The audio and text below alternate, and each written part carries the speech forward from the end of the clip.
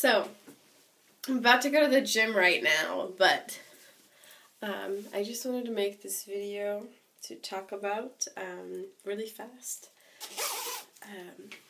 long-distance relationships.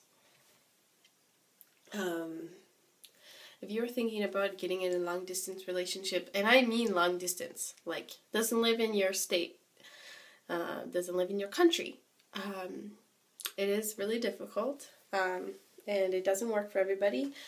It only works for people who are truly in love and really want to spend the rest of their lives with each other. I mean, other than that, if you're not serious, if you think you like this guy a lot, or you think you love this girl, you need a lot of trust, you need a lot of communication. If you cannot talk together very well, if you can't tell each other things, if you're embarrassed about something or whatever, it's not going to work. Also, experimenting with being in open relationships, if you're going to be away from each other for a really long time. What I mean by open relationship is not just having sex and dating other people. What I'm saying is, things happen. You get drunk at a party, you get drunk at a bar or something. Something happens.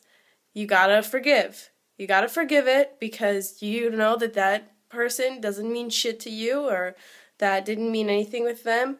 You have your eyes on the prize. You have a goal to be with this other person who, for some reason can't be with you right now. It's really hard. It's hard for people to understand. That's my swimming suit up there. Yeah, you gotta think about these things. How long are you guys gonna be away from each other? Who's going to move where? Where are you guys going to move? Are you guys going to move somewhere completely different? Do you have school to finish? Do you have a job where you can save money to come and see this person? It's really hard, but it's worth it. I'm in a long-distance relationship. I live in Alaska, Anchorage, Alaska, and my boyfriend lives in Marseille, France. We really love each other a lot, and I'm going to see him pretty soon. I'm going to see him in July, and I'm going to stay there for like a month. I can't stay there very long. Hopefully next time I see him, it'll be longer, but I really need to save money. You got to think about the cost of tickets to go to Alaska from France. The tickets are about $2,000. It's really hard for him to come here too, But, Skype is very important, using Skype. Keeping your love life, like your sexual life, you gotta get creative. Skype is very helpful with that too. But you really do. You gotta get really creative. You gotta be comfortable in, doing certain things for your lover or your, the person that you love. And you have to really talk about things. You have to be honest with one another. And you have to, you can't just... It's a really unique relationship, and it makes the relationship very, very strong. If you can love somebody so much that nothing else matters, and no matter how far away they are, if they can still make you feel that way when they were here, that's great. I think that's really something everybody looks for in a relationship. And not a lot of people find it, because when you're seeing somebody every day, you're in the moment. That's my boyfriend. You're in the moment, you see them every day, you kind of don't appreciate it. You take it for granted. You kind of maybe get annoyed with them. For us, we see each other every morning and night. We have a 10 or 9 hour time difference, which is really difficult. But we make it work. We make it work, and we talk. We talk for, if we could talk all day, but we have jobs, we can't. And I have school and other things. He's finishing his college, and I'm starting mine. Trying to finish. But, you just have to be really patient, and it's just great. It's like when you can talk with somebody for hours and hours without even realizing that an hour has gone by, you've really found somebody truly special.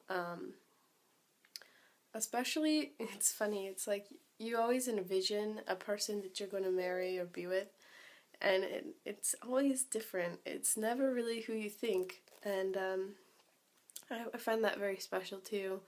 I've come to learn, I mean, hopefully my boyfriend won't watch this, but it's funny, like, women will think that they're gonna marry this very, tall, muscular stud that probably looks like a mixture between, what's that guy's name? One of the stripper guy movie star,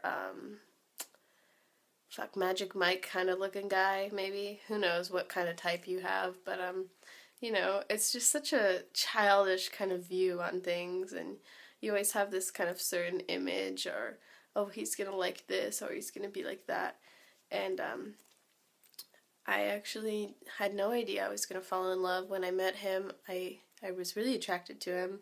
He's almost my height. I think he's a little shorter than me. He's French and Spanish, and my dad's Mexican, so they get along really good. They speak Spanish to each other. Yeah, I never thought it was gonna happen, because I knew he was only staying for a couple of months, and we saw each other every day, and we hung out all summer. We went camping together, just us, and then we did break up for a moment, but we both got our shit together when he went away, and now we're back together, and I mean, we want to get married, we want to live with each other, we know what we want in life, and I guess the best thing to do is just really, express what you want in the long run, express the things that you need and you want to in your life, and see, if they match up, see what they have in mind. If they don't want to get married, if they don't want to have kids, and you want kids and you want to get married, then it's probably not the right time. It's probably not going to work out. It's probably not the right person for you. Also, a lot of respect. Respect goes a long ways in long-distance relationships. If you have no respect for that person, if you're, not telling them things and doing all these other things, then that's not going to work.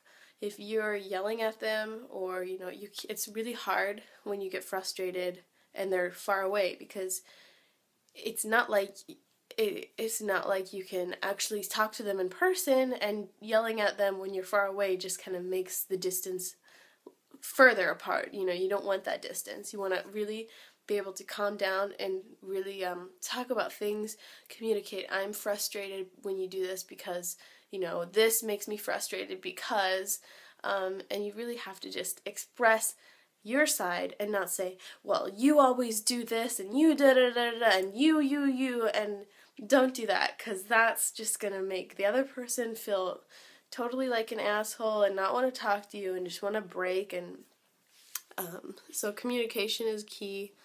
Sending video messages, sending, gifts, packages. We do that a lot. We send letters. We send lots of letters. Letters are really nice. Handwritten letters are really nice, because you can actually have something that the other person has made. So, yeah, that's my advice on that. I'll get back to this video because I'm going to go to the gym, and, yeah, it's getting kind of late, so I'm gonna go. It's like almost noon or something, so, yeah, good luck to anybody who is in a long-distance relationship. Me and my boyfriend have been in one for almost a year, not counting, like, 2 months or so, when he was here. I'm gonna go see him in July after my birthday, and, it should be really great.